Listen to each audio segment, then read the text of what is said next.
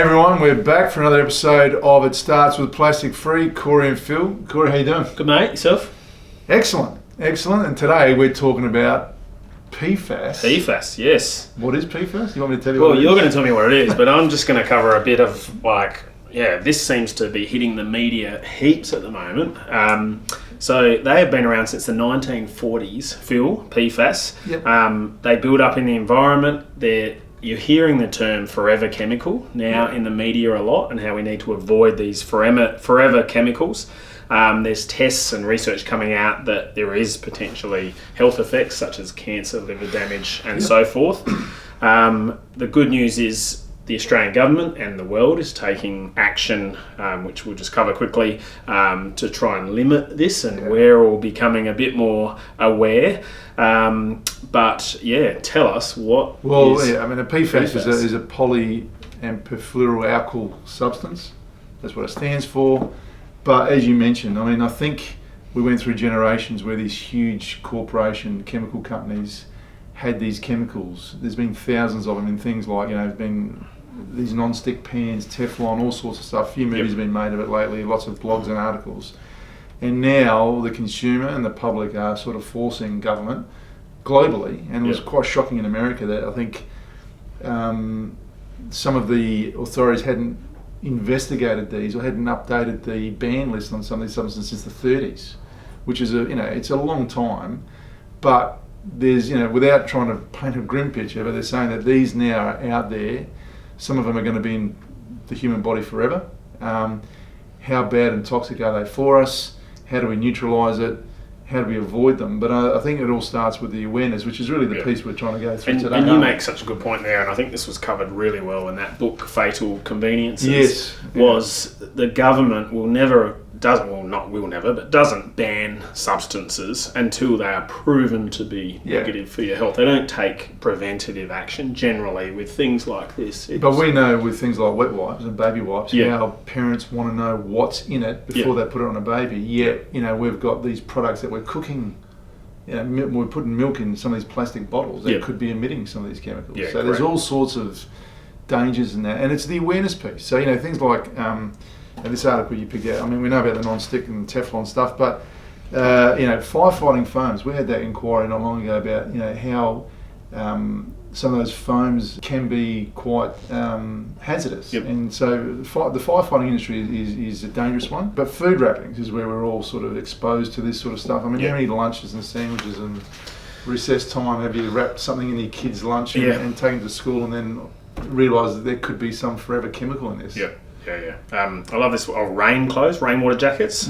Anything it seems that is repelling, like a non-stick or repelling and the likes. So that hydrophobic materials, lots of those sprays that are used on couches, and fabrics and textiles to stop staining. But what are they? And you just never get rid of them. I think they now talk about surface treatments on.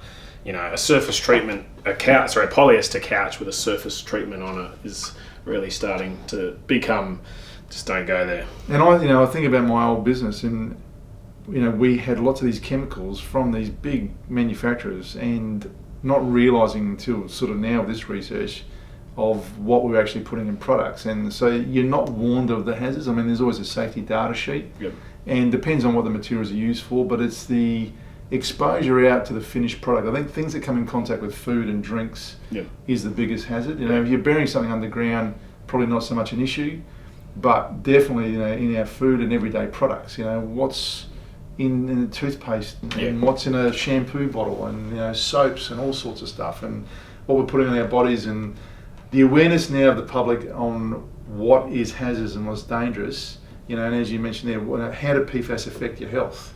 That's a really important stat and a bit of information that we as consumers should lead the way, and that's what then is forced to be on the shelf of supermarkets. Well, there's a listing of 4,700 PFAS now Do you know recorded.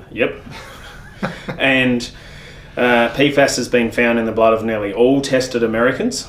and us. The Australian government has said studies on laboratory animals have shown adverse effects of chronic PFAS exposure to liver, thyroid hormones and the likes, and they're just trying to establish this in humans. But I'd take a guess here and say it will be proven. And as a precaution, though, the Australian Environmental Health Standing Committee recommends exposure to PFAS be minimised until further research is undertaken. And they've even set up a PFAS committee, the Australian government has. So, yeah. And just one step, just on that, I know that's a little bit of a segue, but we talk about composting and some of these bio bags and some of the plastic materials. I've spoken to some of the experts in the industry, and now that's where I think the EPA is starting to check out, are any of these chemicals, any of these so-called compostable plastics that could be out there, because then it's we've got this cycle happening where it ends up in soil and earth. So it's an awareness piece. We need to investigate it, but if you ask the questions, you sort of find the answers instead of waiting until it's proved, like you said before, that until you've proven that it's a health issue, there's a ban on it. Anyway, stay away from PFAS, look at the labels. Don't buy stuff with PFAS in it, is the simple message. Buy eco products where possible. And lots of plastics, as we talk about plastic free, have these items present, particularly if they're in contact with food. And we talk about, from carving boards in the kitchen through to what you wrap your foods in and lunches in daily, what you drink from. Check it out, understand it, and if you can pass this on to someone that you care about, let them know where PFAS might be impacting their daily or future health. Till next time, the Stat Man and the Ramble. We'll see you.